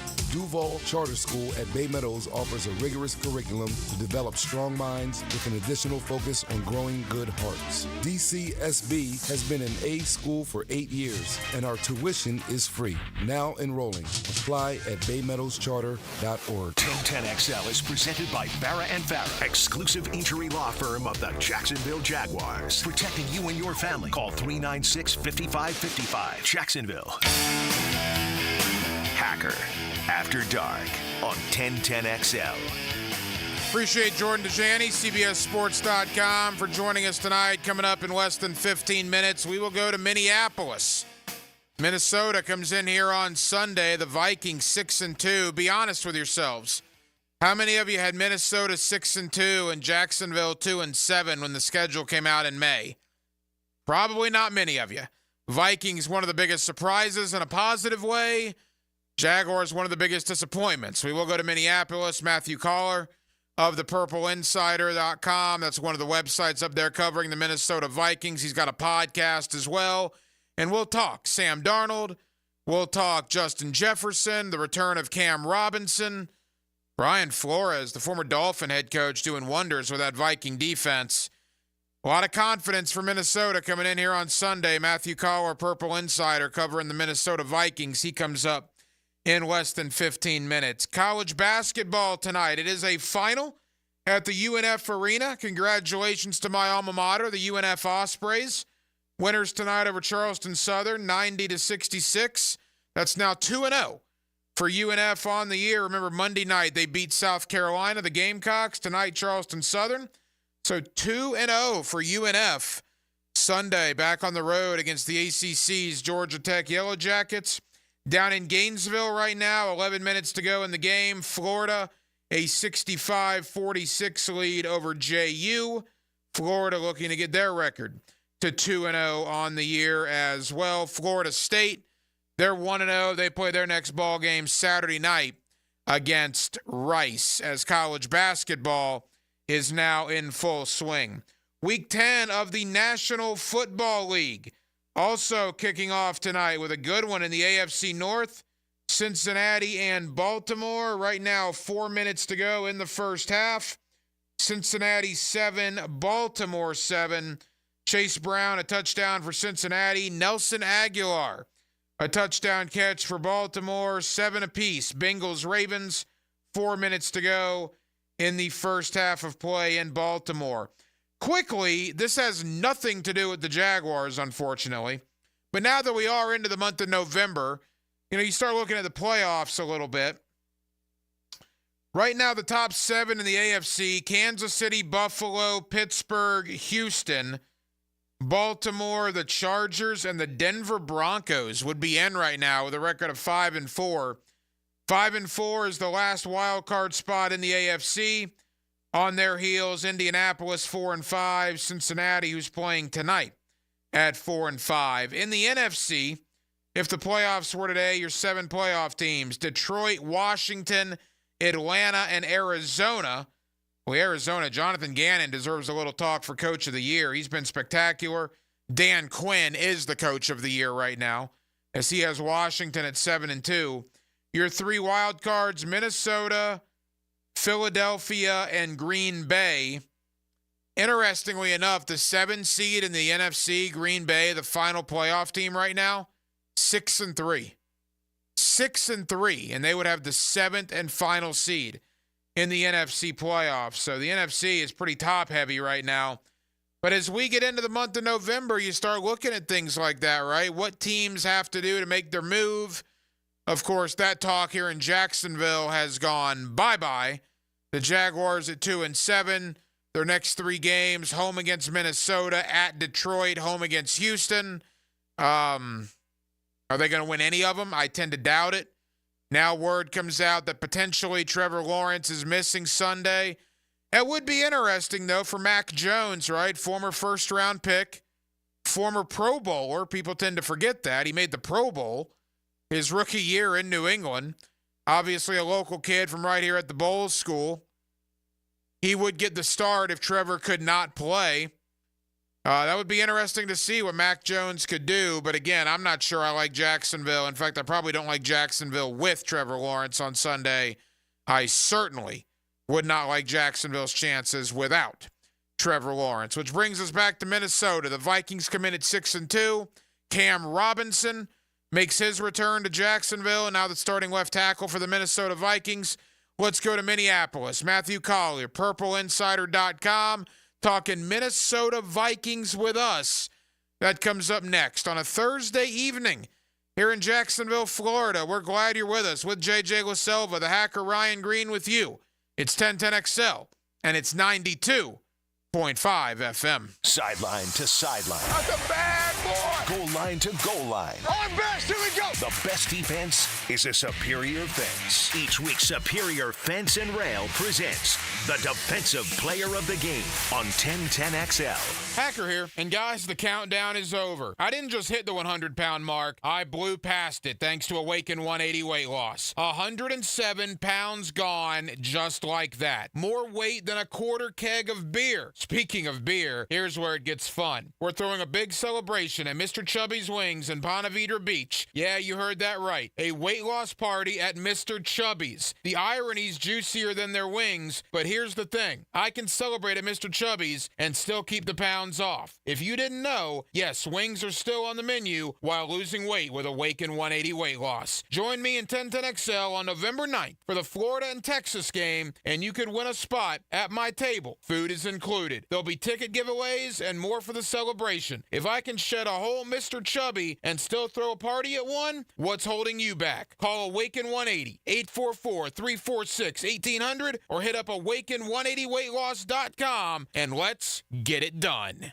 Blue here for the Blue Crab House, located right off of San Jose. It's on Jewington Creek Road. They've been around since 1996. Indoor-outdoor dining. Also, takeout is available at the Blue Crab House. Open 4:30 to 9, Tuesday through Saturday. Sunday, noon until 9. Remember, Tuesday, $2 margaritas. Wednesday, $1 oyster night. How about the blue crabs? How about my personal favorite, the Canadian snow crabs? Whatever it is that you fancy, you get it right there. The Blue Crab House. Yo, what's happening, sports bettors? It's your boy E to the T, and our listeners have been killing it in a year full of surprises. My bookie is the one book that got your back. No fluff, no second guessing, just straight up action. Does other sports books pay out when you push on a bet? My bookie pays you back. And if you're new to the game and not sure where to start, we've got you covered. Start up using promo code 1010XL, and that'll double your bankroll with a 100% deposit bonus right from jump. Here's a pro tip to get you rolling. The NFL teams with powerhouse offensive lines are dominating the run game this year, and betting game total unders has been printing money. So stack that on My Bookie Risk-Free Thursdays. That's right, there's a new risk-free odds boost every Thursday. To find the bet, click the Bet Boost tab and scroll down. If it hits, you win. If it doesn't, MyBookie refunds you your money. Sign up and get that double deposit bonus with MyBookie. That's the best sign-up bonus in Florida for Florida bettors. Bet anything, anytime, anywhere with MyBookie. What if you could be debt-free by this January? Get rid of all that high-interest debt, pay off all your credit cards, consolidate everything into one lower payment. Hey, it's Prosper here, and if you're ready to stop stressing over bills, you need to call Loan Pronto right now. With rates at their lowest in 2 years, this is the perfect chance to use your home's equity and save big going into the new year. Loan Pronto's got rates with APRs in the low 5s, and they're getting homeowners hundreds of thousands out of their home's equity. Homeowners who do this save on average $850 a month. Loan Pronto offers a ton of options, including total refis, express equity lines of credit. So call now, get a rate quote in just minutes with no hard credit pull and no upfront fees like those other guys. Call today. You won't make a house payment till 2025. 904-999-1508. That's loanpronto.com or 904-999-1508. Equal housing lender, NMLS 1661781 on approved credit, NMLSconsumeraccess.org. He thinks he knows what he's talking about. Of course. Find out if he does. Is there anything else we need to know? Catch CBS Sports senior NFL writer Pete Prisco every Friday afternoon on The Franchi Show. Brought to you by Showtime Sports Cards and Collectibles. The last thing you want to be dealing with this holiday season is a septic emergency. Plan ahead and schedule to have your septic tank pumped out now. Our wonderful team at Duck Duck Rooter Plumbing and Septic Services is standing by and ready for your call. We'll get your septic tank pumped out right away, giving you one less thing you have to worry about this holiday season. Check out our reviews online and give us a ring today. 904-862-6769. That's 904-862-6769 or duckduckrooter.com. Is an injury keeping you on the sidelines? Whether it's your shoulder, neck, back, knee, wrist, or ankle, don't let pain hold you back any longer. At Injury Care Centers, they offer the same high-tech treatments trusted by the pros to supercharge your recovery without surgery. The road to recovery starts the moment you pick up the phone. 904-783-0008. That's 904-783-0008. Injury care starts at Injury Care Centers. Got a cracked windshield? Not only is it dangerous, but did you know it's also illegal? Call Baker Glass. Mack and his crew use the best auto glass in the market, and they accept most insurance. Plus, all new windshields come with a full warranty. From cars, to trucks, to RVs, you can count on Baker Glass to be fast and friendly. Just check out their Google reviews. Come see us at the shop on Casta Avenue, or we can come to you at your home or business. I'm Mack with Baker Glass. No one treats you better.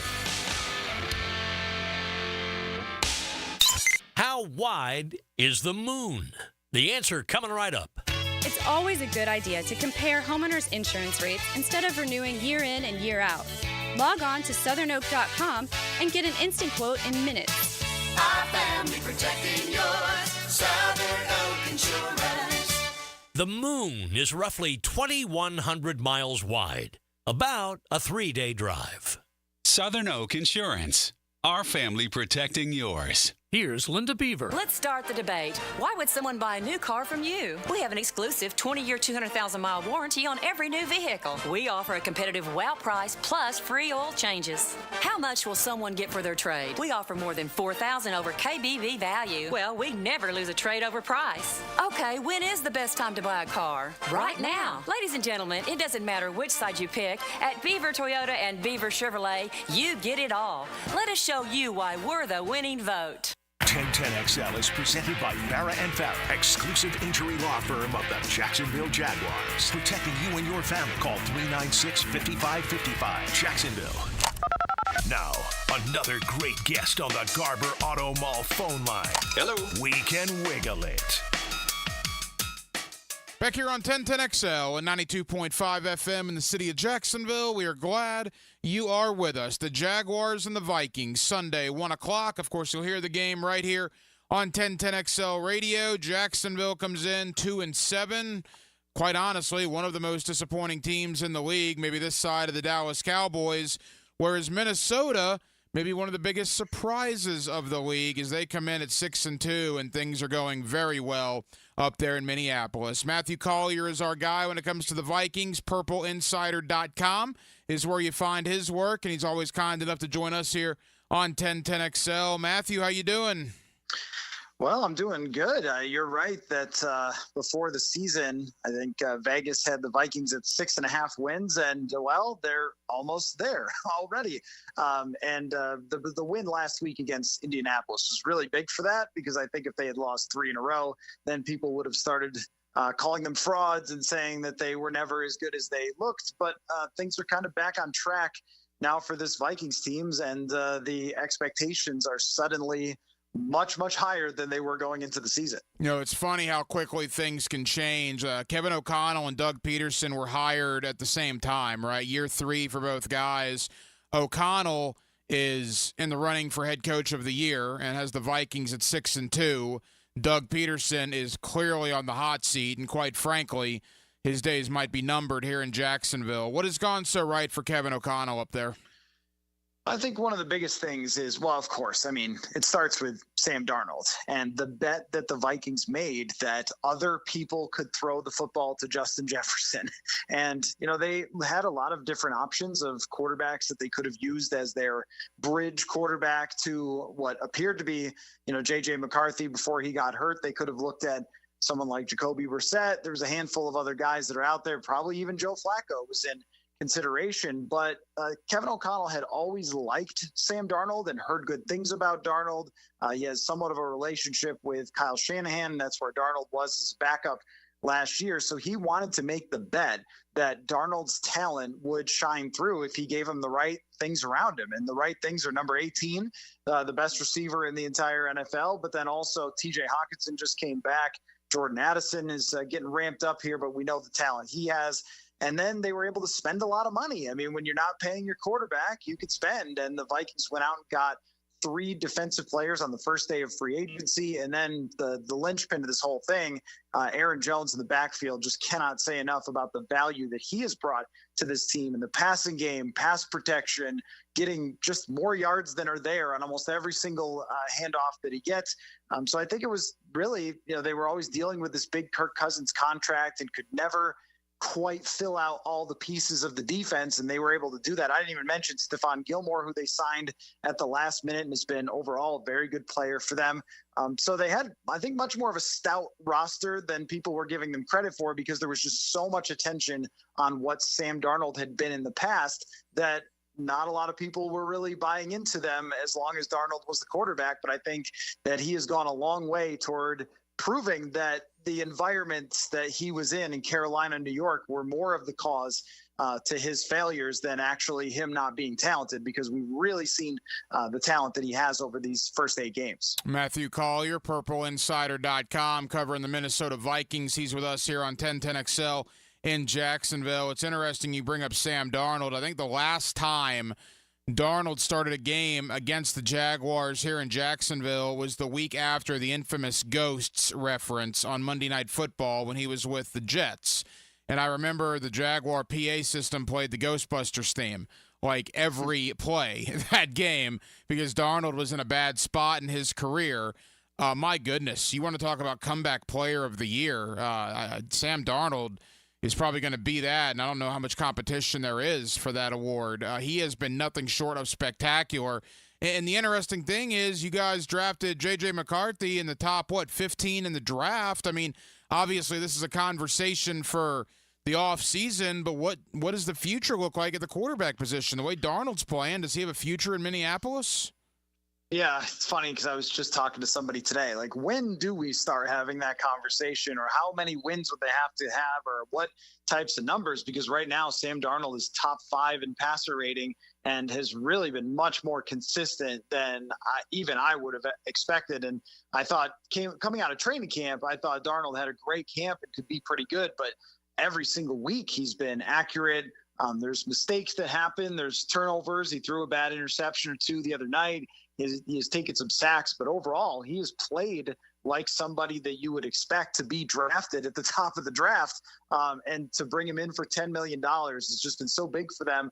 And also, I think his resilience, his leadership, those are things that I didn't know about Sam Darnold, but he bounces back so well. And he's also built a really, really good chemistry with Jefferson and with Kevin O'Connell. And that does complicate things because Justin Jefferson's leading the league in receiving yards. I mean, there's no complaints coming from him about the ball going his way and him driving the Vikings to victory. So if they do have a great season here and they reel off a bunch more wins and they get to the playoffs and they win a playoff game and Darnold finishes in the top 5 in QB rating, how do you move on from that? At the same time, how do you pay him? And also Justin Jefferson's contract kicks in. Christian Darrisaw's contract kicks in. They've already given out a lot of future money. TJ Hawkinson was signed last year. The contracts for people like Jonathan Grenard and Blake Cashman, those start to get more expensive as they go forward because all the plans were built around McCarthy. But the one thing I can say about McCarthy is that he way overperformed expectations in training camp and then the one preseason game that everyone saw. But in training camp, he was getting better and better and better. And I think that if Darnold, if he had not gotten hurt and Darnold had any stumble early in the season, we might have seen J.J. McCarthy. He had developed that much. And Kevin O'Connell at the end of training camp, when he got hurt, called him the future franchise quarterback. And that was honest. I mean, I think that's really how they felt about McCarthy. So I wouldn't be surprised if this is a little bit of a situation of kind of like your Alex Smith to Mahomes. I'm not saying that J.J. McCarthy is Mahomes, but you have a good quarterback who can take you so far, but you're looking for that very cheap rookie contract quarterback who can become the leader of your team for, the next 10 years. And then that's more of along the lines of J.J. McCarthy. But Sam Darnold has certainly complicated this conversation by leading the offense the way that he has. Jaguars and the Vikings Sunday, 1 o'clock here on 1010XL. We're talking Minnesota Vikings with Matthew Collier, PurpleInsider.com up there in the Minneapolis area. Justin Jefferson, the 22nd pick, I believe, in the 2020 draft. And the reason I know that is because Jacksonville had not one but 2 picks before Minnesota took Justin Jefferson. And Jacksonville took C.J. Henderson and K'Lavon Chaisson. If you want to know why Minnesota is where they are compared to why Jacksonville is where they are. And we hope we have a young, developing player like Justin Jefferson here in Brian Thomas Jr. That's certainly the hope. But clearly there's only one Justin Jefferson. Matthew, what makes him the best receiver in the NFL? I think, well, first of all, you weren't the only team to pass up on Justin Jefferson. If you were redrafting that, I think he probably would have gone, I don't remember the top of that draft, but very, very high. But I think that with Jefferson, everybody kind of thought that he was going to be some sort of slot receiver only, and I'm not sure what they saw with that, and that's why he wasn't drafted as high as he is. What people don't realize about Jefferson, number one, is he is the most natural athlete that I have ever been around. I mean, he can play basketball at the highest level. He can throw a football like any NFL quarterback. I would put it, if he trained as a quarterback, he could throw the football as well as anybody. And that's why they try to run trick plays and stuff with him, because we see him in practice with ease throwing the ball 50, 60 yards in the air. He catches the ball with one hand like he's playing baseball when he's out there throwing. But then there's also the character that he brings, which I just cannot say enough about. There's a lot of receivers that get in the news for their tweets or for whatever else it might be.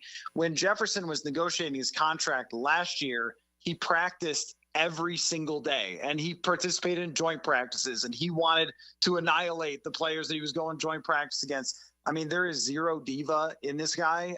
His work ethic is incredible. He has a great relationship with Kevin O'Connell, where they're talking every single day about the best ways to maximize not just his opportunities, but the entire offense. And that was actually a big thing last week, that Jefferson and O'Connell had talked about some different ways to get in on the huddle better, and the operation was so much smoother. I mean, there's no weakness. That's the thing. Every single slider is pressed up to 10. He's a 10 route runner, 10 contested catch. He runs by corners if it's one-on-one. He's one of the fastest players. He accelerates quickly. He catches everything. I mean, I don't know. There is no negative to him. It kind of reminds me of like Larry Fitzgerald, where it's almost boringly phenomenal because there's no intrigue with this player. He just goes out every week and puts up 110 yards on 8 catches, and 3 of them are, amazing. And we just go on to the next week. It's really been something to watch up close. Kind of an interesting dynamic on Sunday. Cam Robinson, the last time the Jaguars played a home game 2 weeks ago against Green Bay, was in a Jaguar uniform. And now he's the starting left tackle for the Minnesota Vikings coming in here. I know there's been some reports up in Minneapolis that he was frustrated by his benching here, and that didn't take a rocket scientist to figure that out, seeing his demeanor on the sideline the last time the Jaguars were at home here 2 weeks ago. He got a game ball last week. I mean, it's hard to arrive on a Wednesday and start on Sunday Night Football and do what Cam Robinson did. What does Cam Robinson bring to that team amidst the Darisaw injury, and how did he perform last week? Yeah, I don't want to overdo it, but he may have saved the season for the Vikings. I mean, that left tackle position is so important in this offense. They build the whole thing to leave that guy on an island because they know they have Christian Darisaw, and they had zero answer behind Darisaw for someone who could have come in and played the final 10 games of this season. And with Sam Darnold, the one big weakness that he has is that he holds onto the ball too long. If you look at his snap to release, he's one of the slowest in the league. And for a non-real scrambling quarterback, that means he's standing in the pocket. But that's also O'Connell's offense. They run Justin Jefferson downfield. They need routes to develop, and they need a guy at left tackle who's not going to get beat consistently. And I know that anybody that I've asked from Jacksonville has said, any of the reporters, that they wrote more articles about Cam Robinson over the last 5 years than maybe any other player. But the Vikings don't need a long-term commitment from him. They need 10 games, or now 9 games from him. And I thought he did a tremendous job against Indianapolis, as you said, on the short week. Left tackle is probably the easiest position to replace midseason. You block that guy. Okay. Right. And he's been, at least by some of the metrics, an above average pass blocker in his career. And that's all they can really hope for, is just come in and do the job well enough to allow them to keep operating the offense. And at least through his first week, he was able to do that. So I think he's really good as far as a rental player. Plus, his motivation has to be through the roof. If he gets in the playoffs and he's taking on some of the better rushers and does a good job, there is a huge pot of gold at the end of that rainbow for Cam Robinson. Final moments, Matthew Collier, PurpleInsider.com, covering the Minnesota Vikings. Matthew, as we begin to wrap up, obviously I mentioned Doug Peterson's going to be on the hot seat. He is on the hot seat. And we're talking about offensive guys, right? Ben Johnson in Detroit, a guy you know very well in that division, maybe Kingsbury in Washington.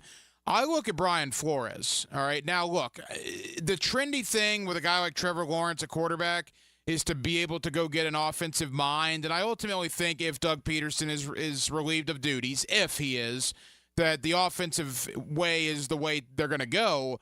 But man alive, Flores being a former head coach, what he's done with that defense in Minneapolis, they are stifling. Flores, whether it's here in Jacksonville or somewhere else, he's going to be a head coach in this league sometime soon. Yeah, I think the only holdup is that lawsuit. I mean, that's really the issue there is, will the NFL owners hold a grudge? They have been known to do so in the past. Certainly, I think from 2017 on, there's a few teams that could have used Colin Kaepernick as a football player, but, he didn't get a job. And I know it's not exactly the same, but when Brian Flores kind of shined a light on an issue with coaches hiring and went on TV and talked about it, all those things, I was a little surprised that he was in any NFL building. And for the Vikings, obviously a lucky break that they were able to hire someone of his caliber that usually is a head coach. That's the only question I have. I mean, as far as him coming here too, I think it's really been transformational for Flores to see how Kevin O'Connell operates. I think, first job in Miami had some rocky moments with him and the quarterback, and trying to raise a young quarterback was maybe a little much for him, but there was no question about Miami's defenses. And then he's come here into I think the premier culture in the league in Minnesota. Free agents want to sign here. People want to play for O'Connell, and he's seen the communication that he's able to have with people. And we hear from the defensive players all the time about how much they connect with Brian Flores, and he's really made it the entire players' defense and not just his scheme and his system. It's been an A+ job from him since he arrived here. I don't know about the other dynamics, but if we were just talking about him as a coach and what he's been able to do and raise the level of performance from the players that he has, certainly deserving when it comes to any head coaching conversation. Of course, former Florida Gator defensive end John Grenard having a great year up there for the Minnesota Vikings. Matthew Collier, PurpleInsider.com. He's our guy up in Minneapolis. Matthew, I know you're busy. Thank you for the time. Best of luck to the Vikings on Sunday. We'll talk again soon, my friend. Sure thing. Thanks for having me. And thank you to Matthew Collier, PurpleInsider.com, up in the Minneapolis area, for joining us tonight here on Hacker After Dark to give us the Minnesota Vikings perspective on this game on Sunday. Matthew's been our guy in Minneapolis for many years. And look, the Vikings 6-2, feeling pretty good about things, right? Of course, Cam Robinson returning to Jacksonville, only his second game with Minnesota, but he'll be their starting left tackle on Sunday when the Vikings come in to take on the Jacksonville Jaguars. Boy, there was a ton of news today too, man. Ian Rappaport reporting earlier today that it's unlikely that Trevor Lawrence plays on Sunday. And I got to tell you, look, if they lose on Sunday to get to 2-8, there's already people talking about should they just shut Trevor down. Well, the problem with that is there's still 7 games to go after this week.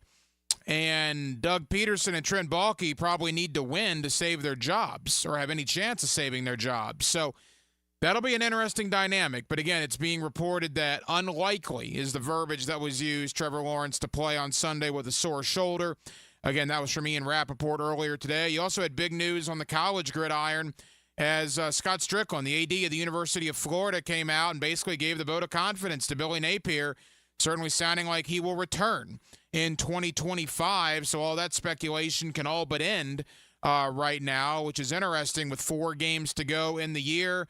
I guess Scott Strickland figures it might get bad with a third-string quarterback and all the injuries, so maybe get out in front of it.